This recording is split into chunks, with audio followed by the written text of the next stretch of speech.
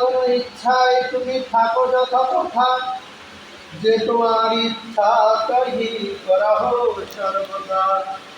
তোমার নিজের ইচ্ছায় তুমি যা তাই করো, যা ইচ্ছা তাই করো, তোমার যেখানে ইচ্ছা সেখানে থাকো। হরিদাস ঠাকুরের চরণ দেখিলে উত্তমের বিদায় পরম, অধম দেখি ভুলে। বলছেন হরিদাস ঠাকুরের চরণের এত মহিমা যে উত্তম দেখলে তো কি হয়ে যাবে তার ঠিক নেই, কিন্তু অধম দেখলেও সে ভুলে যায় এই জগৎ। এত ক্রোধে আনিলে যে মারিবার করে, পীর জ্ঞান করিয়ার আয় পাছে ধরে। খুব ক্রোধ করে তারা মারার জন্য এনেছিল ধরে, কিন্তু তাকে দেখে তাকে পীর ভগবান জ্ঞানে ছেড়ে দিয়েছে। জবনের কৃপা দৃষ্টি করিয়া প্রকাশ করিয়া আইলেন ঠাকুর হরিদাস। আবার তিনি খুলিয়ায় চলে এলেন। মুরুবের প্রতি সেই ওনার আগে যেখানে গিয়েছিল সেখানে ছিল, সেখানে ধরে নিয়ে গেছিলেন, তাই আবার উঠতে খুলিয়া নগরে এসেছেন। উচ্চ করি হরিদাস হরিনাম লইতে লইতে আইলেন হরিদাস ব্রাহ্মণ সভাতে। উচ্চস্বরে কীর্তন করতে করতে তিনি ব্রাহ্মণ সভায় প্রবেশ করেছেন। হরিদাস ক্রিয়ার বিপ্রবণ সবেই হইলায়তি পরমানন্দময়। সব বিপ্রবণ যখন হরিদাস ঠাকুরকে দেখছেন তখন তাদের খুব আনন্দিত মন হচ্ছে, পরম আনন্দ হচ্ছে। হরিধ্বনি বিপ্রবণ লাগিলা করিতে, জয় জয় নিতাই।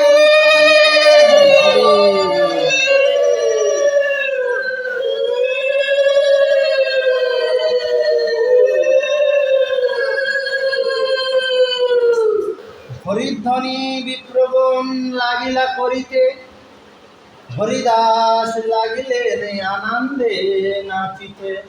হরিদাস সকলের মুখে হরিধ্বনি শ্রবণ করে তিনি আনন্দে নৃত্য করতে লেগেছেন।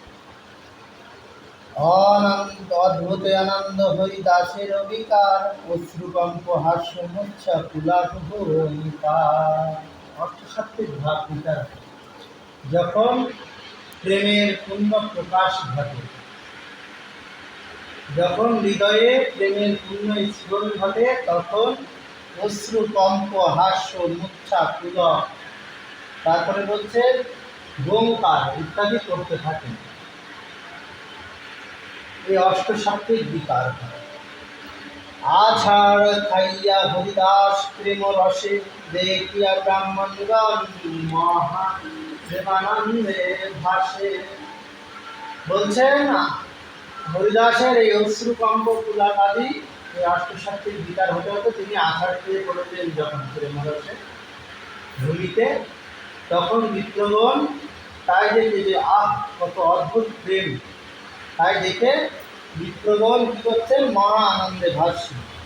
স্থির হই অনেক বসিলা হরিদাস, বিপ্রবণ বলিলে বিচারি পাঠ। এবারে উনি মুক্তিত অবস্থা থেকে উঠে এবার বসেছেন, বসে তখন বিপ্রবণ চারিদিকে বেড়ে ওনাকে বলছেন।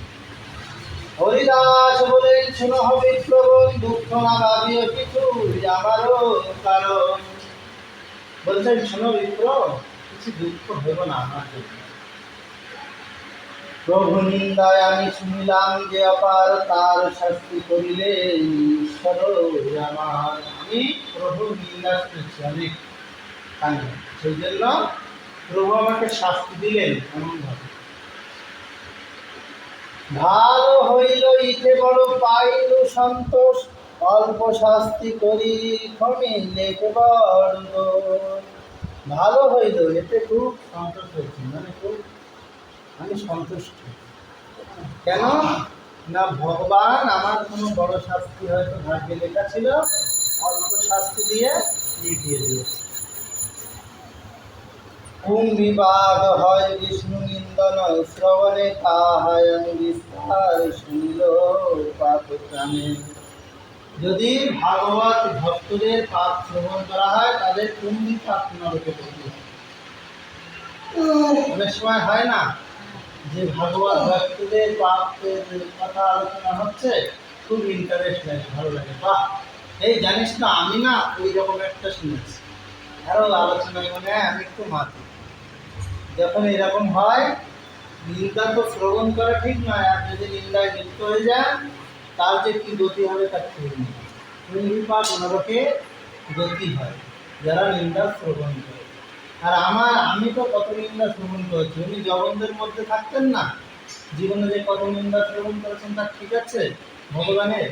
তাই বলছেন আমার এই হেন পাপের জন্য অল্প শাস্তি দিয়েছেন ভগবান, দিলে আরো অনেক শাস্তি দিতে পারতেন।